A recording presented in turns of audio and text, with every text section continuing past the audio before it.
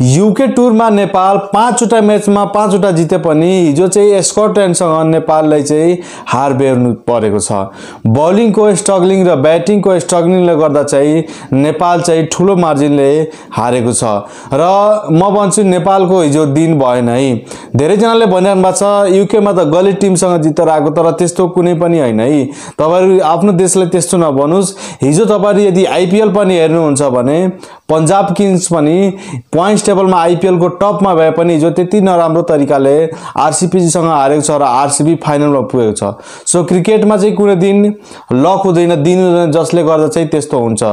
सबै पंजाबका टिमहरु पनि सबै छिटै आउट भएर कति ठुलो मार्जिनले पंजाब हारेको थियो, ठुलो मार्जिनको विकेटले र ओभरले। त्यस्तै नै नेपालको हिजो दिन भएन, बलिङको दिन भएन, ब्याटिङको दिन भएन। बलिङको हेर्ने हो भने सुरुमा चाहिँ स्कटल्यान्डले ब्याटिङ गर्दाखेरि चाहिँ 220 रन बनाएको थियो 40 ओभरमा भने नेपालले चाहिँ त्यसलाई चेस गर्न सकेन र 102 रनको ठुलो मार्जिनले नेपाल हार बेहोर्नु पर्यो। नेपालको हिजोको दिन त्यति राम्रो भएन र नेपाल चाहिँ अगाडिको दिनमा चाहिँ एकदम राम्रो गर्नेछ है, एकदम विश्वास छ।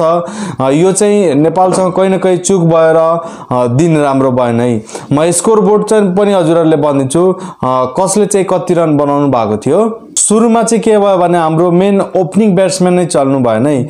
ल बलिङमा त ठीक भयो, सुरुको इनिङमा स्कटल्यान्ड एले चाहिँ 220 रन बनायो, 221 को टार्गेट दियो, तर ब्याटिङमा चाहिँ ओपनिङ ब्याट्सम्यान नै हाम्रो फ्लप हुनु भयो है।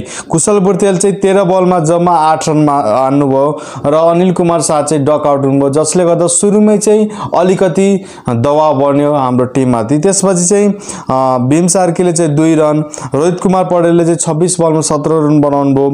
आरिफ शेखले चाहिँ अलि भनौं न हिम्मत गरेर अलिकति लड्नु भयो, उहाँले 44 रन बनाउनु भयो 56 बलमा।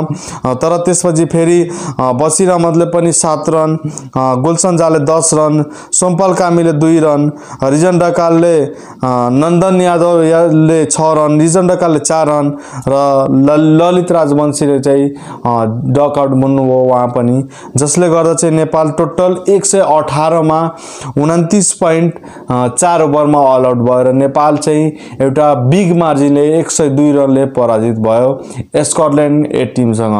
यस्तो थिएन कि नेपाल यसमा लडेको छैन, एकदम लडेको छ, तर ठुलो मार्जिनले हार बेहोर्नु पर्यो। ब्याटिङ त्यति राम्रो भएन। नेपालको यही कुरामा चाहिँ सुधार गर्नुपर्छ। एउटा विकेट जरेपछि विकेट गएको गाई गर्छ, जसले गर्दा चाहिँ एउटा टप अर्डर बिग्रिसकेपछि मिडल बटम सबै बिग्रिन्छ।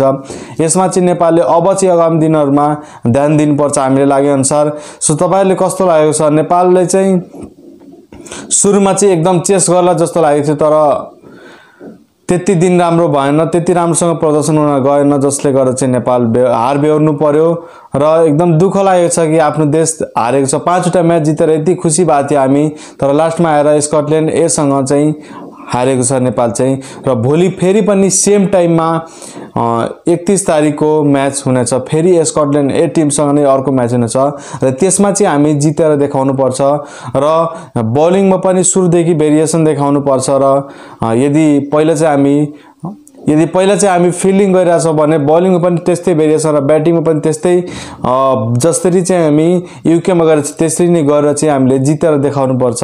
यही आशा राख्दै आजको भिडियो यही नै अन्त गर्न चाहन्छु। सो एकदम दुःख लागेको छ आफ्नो देश हार्दाखेरि। सो तपाईहरुले कस्तो लागेको छ आफ्नो प्रतिक्रिया पनि कमेन्ट बक्समा कमेन्ट गर्नु होला र भोलिको म्याच चाहिँ नेपाल के गर्छ त्यो पनि हजुरहरुले भन्नु होला है त। सो आजको भिडियो यही नै अन्त गर्न चाहे। हस्त धन्यवाद। हजुरको दिन शुभ रहोस्।